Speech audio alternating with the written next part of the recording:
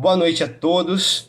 Em nosso encontro de hoje, à luz do Evangelho e do Espiritismo, nosso tema é Não vim destruir a lei. Sobre esse tema, podemos considerar que Deus se apresentou a nós por três grandes revelações. A primeira foi personificada em Moisés e corresponde ao Velho Testamento, simbolizando a justiça, nos mostrando o início de uma caminhada espiritual a partir da ideia de um Deus único. A segunda revelação foi personificada em Jesus, representando o Novo Testamento e simbolizando o amor.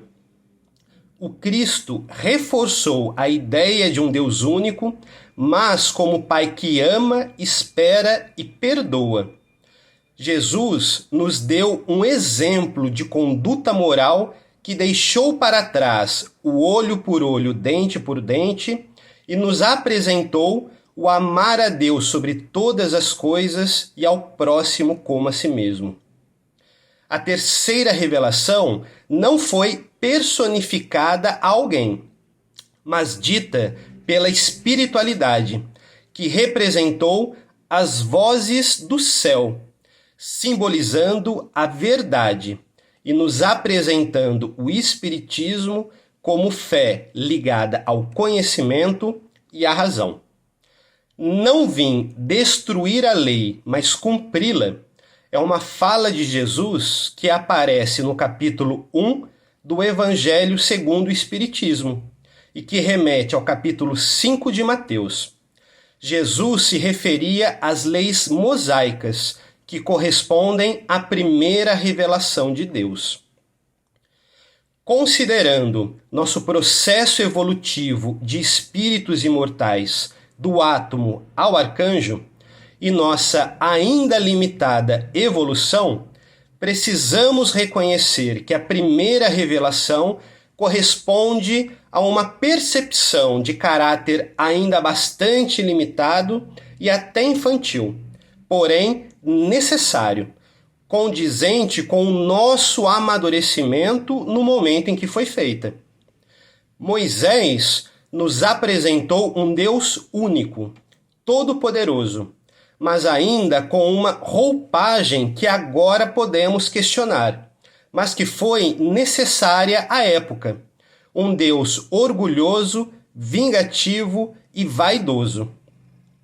Tal descrição nos parece estranha hoje, à luz do Evangelho, o que é sinal que nossa consciência se expandiu. Mas era uma descrição necessária à época, em uma transição do politeísmo para o monoteísmo e em um momento em que a moral da população, de forma geral, era bastante frágil, e por isso precisava de uma imagem divina mais próxima do que aquelas pessoas eram capazes de aceitar e entender. Um Deus com o qual se identificassem e com uma noção forte de pecado e castigo, para servir também de elemento disciplinador. Antes de Moisés, os povos eram politeístas e criavam deuses de acordo com suas necessidades e conveniência. Deuses que justificassem suas próprias fraquezas em relação, por exemplo, à luxúria, ao álcool ou à guerra. Vejam que ao invés de terem um Deus perfeito como modelo a ser buscado para a divinização dos homens, invertiam os papéis e humanizavam os deuses, colocando neles as limitações morais da sociedade, como se buscassem justificar suas faltas. Apesar dessas distorções que hoje somos capazes de reconhecer na primeira revelação, Moisés teve papel fundamental ao nos apresentar um Deus único e cercear o comportamento social, mesmo que pelo medo. Quando Jesus chegou dizendo que não veio destruir a lei em vigor, mas cumpri-la, nos mostrou que a lei de Deus é única e, portanto, não se modifica, mas se descortina aos nossos olhos na medida em que nós avançamos e nos tornamos capazes de enxergar e entender elementos que não éramos capazes de ver ou analisar. A lei de Deus não muda. O que muda é o nosso olhar e a nossa percepção à medida em que evoluímos. Jesus nos mostra que não veio desconsiderar a primeira revelação, porque ela foi útil, mas sim lapidá-la, depurá-la, nos auxiliando em sua interpretação e entendimento. Vejam, Moisés nos apresentou um Deus único. Jesus, em seguida, revela que esse Deus é um Deus de amor. Uma lição de cada vez. Moisés não nos trouxe toda a lição a ser apreendida. Nem tampouco Jesus, em sua grandeza, nos apresentou tudo. Por várias vezes, Jesus deixou em seus ensinamentos a mensagem de que novas revelações viriam, quando estivéssemos prontos para compreendê-las. E mesmo o Espiritismo não revelou tudo. No Livro dos Espíritos, várias respostas indicam que o tema abordado ainda não somos capazes de entender. Estamos em evolução e nossa consciência se expande proporcionalmente ao nosso trabalho ao longo da caminhada, passo a passo, já que não há saltos na evolução. E nós, alunos limitados que somos, precisamos de tempo para educarmos o nosso olhar, um passo de cada vez. É como uma árvore que cresce. A árvore adulta não contradiz a semente que foi, mas, em uma ideia de continuidade, a árvore representa e nos mostra aquilo que a semente estava destinada a ser.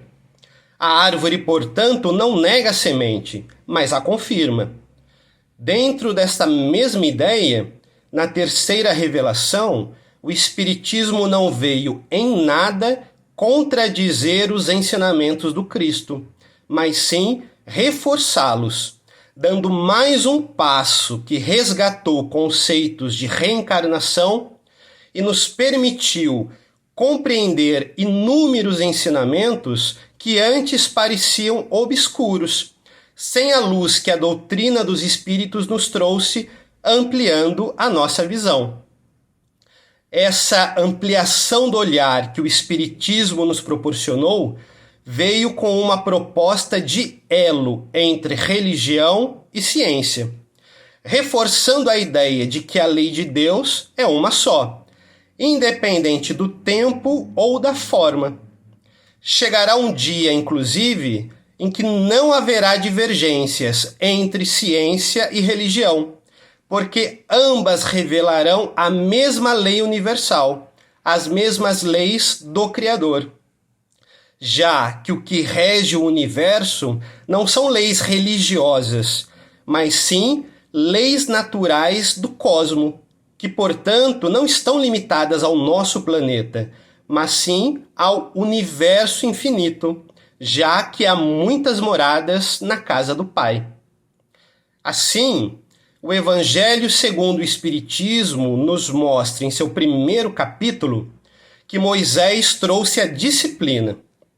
O Cristo foi o iniciador da mais pura, da mais sublime moral, que há de renovar o mundo, aproximar os homens e torná-los irmãos, que há de fazer brotar de todos os corações a caridade e o amor ao próximo, e estabelecer entre os humanos uma solidariedade comum, de uma moral, enfim, que há de transformar a Terra, tornando-a morada de espíritos mais avançados. É a lei do progresso a que a natureza está submetida que se cumpre. E o Espiritismo é a alavanca de que Deus se utiliza para fazer que a humanidade avance. Jesus não veio destruir a lei, até porque a lei de Deus é única e imutável. O que muda somos nós, em nossa caminhada evolutiva, como crianças que ampliam sua visão de mundo à medida em que crescem e se desenvolvem.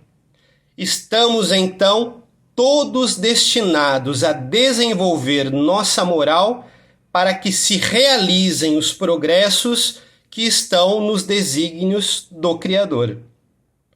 Que Deus nos abençoe, muita luz a todos e até o nosso próximo encontro.